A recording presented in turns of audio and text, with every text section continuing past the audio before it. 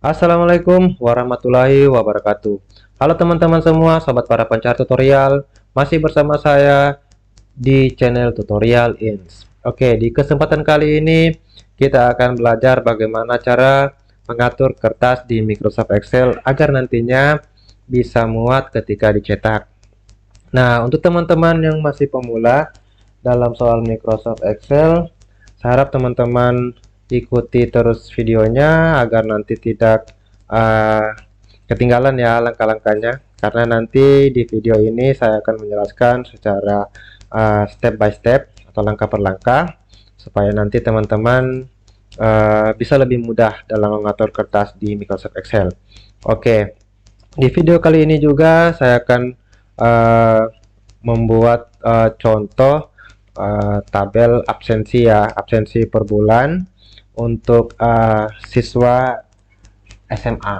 Nah, jadi ini bisa jadi siswa SMA, SMP atau SD ya. Nanti itu ini hanya sebagai contoh ya teman-teman. Jadi kita langsung saja.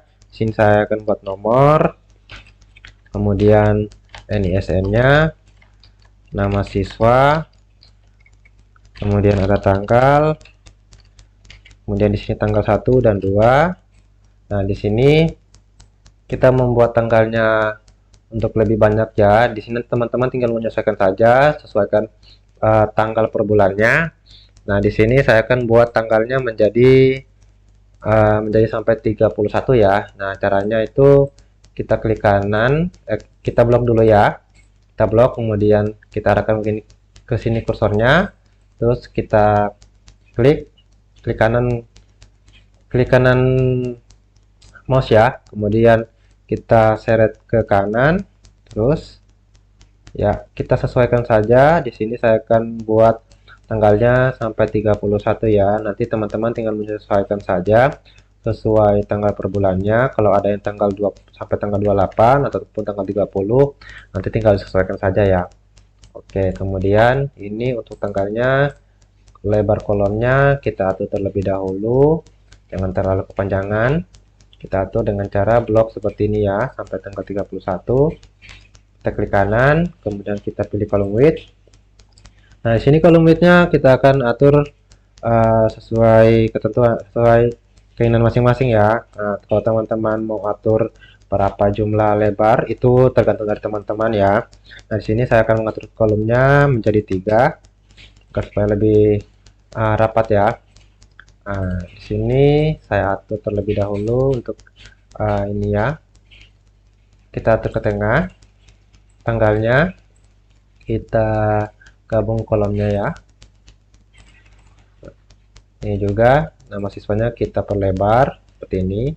Karena biasanya nama seseorang itu biasanya ada yang panjang ya, sampai ada tiga kalimat. Biasanya seperti itu ya. Oke, ini SN-nya kita perlebar juga. Kita blok, kemudian kita gabung selnya. Ini juga kita gabung nama siswanya juga ya, agar terlihat lebih rapi. Nah, kemudian di sini kita buat kolom untuk absennya. Sini ada untuk kolom untuk sakit, kemudian izin dan apa. Di sini ada juga kolom untuk keterangan.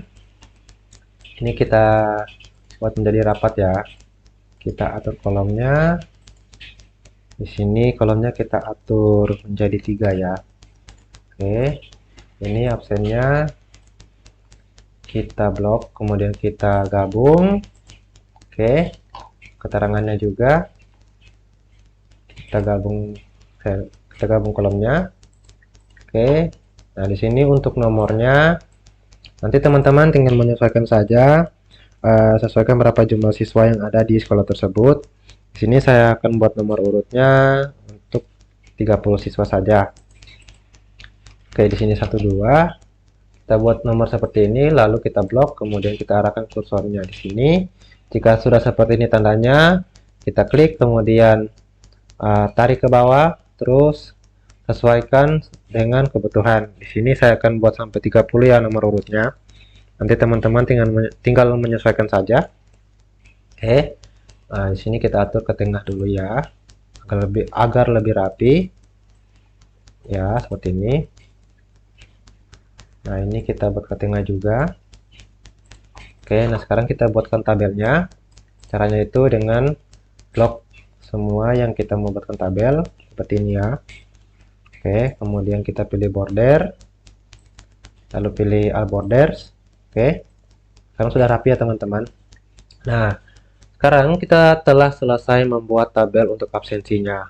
Nah, sekarang kita lanjut ke pengaturan kertasnya untuk nanti bisa muat ketika dicetak. Oke, kita pilih file, kemudian pilih print, lalu nah ini ya, kita lihat tampilan print preview sebelum dicetak. Nah, ini posisi kertasnya atau orientasi kertasnya ini masih ukuran potret ya. Nah, sekarang kita ganti di sini ya, di bagian sini text setup.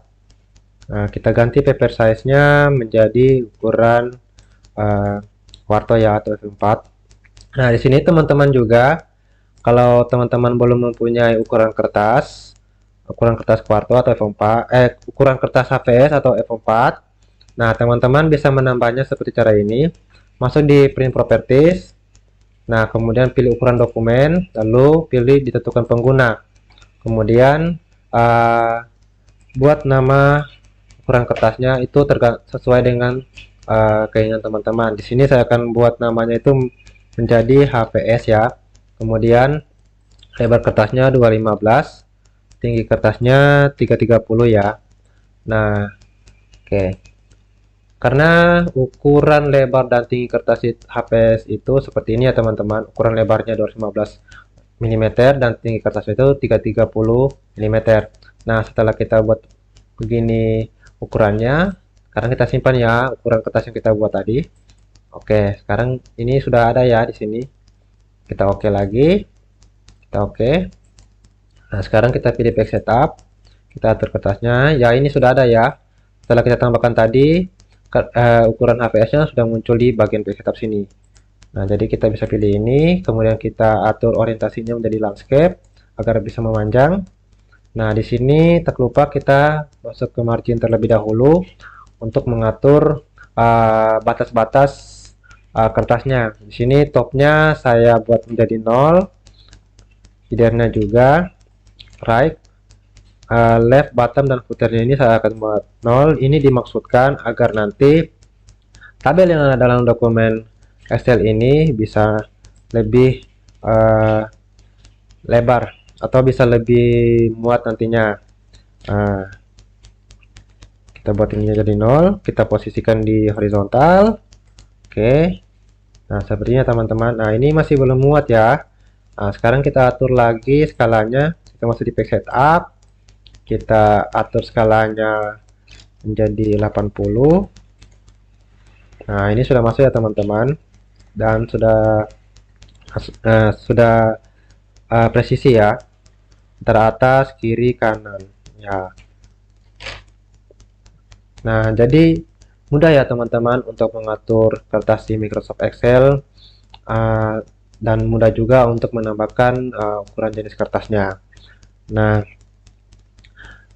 terima kasih sudah menonton video ini sampai selesai. Jangan lupa subscribe untuk mendukung channel ini, dan jangan lupa pula nyalakan notifikasi loncengnya agar teman-teman sekalian tidak ketinggalan video-video terbaru dari channel ini. Semoga video tutorial kali ini bisa bermanfaat bagi teman-teman sekalian, dan sampai jumpa lagi pada video tutorial berikutnya.